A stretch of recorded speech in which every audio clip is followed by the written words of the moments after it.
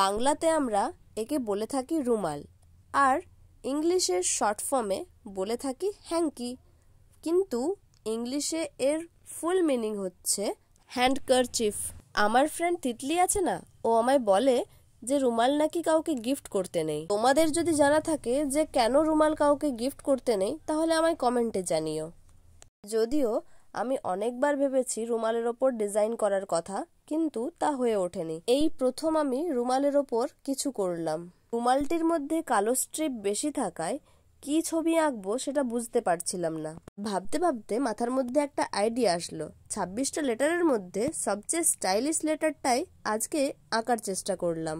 এই হ্যাঙ্কিটা যদি কারো পছন্দ হয়ে থাকে, তাহলে সে আমাকে কমেন্টে জানাতে পারে আর আমার কাছ থেকে পারচেস করে নিতে পারে, যেহেতু আমি এটাকে গিফট হিসেবে কাউকে দিতে পারবো না। তাই আজকে তাহলে আসি, দেখা হবে পরের ভিডিওতে। Bye bye.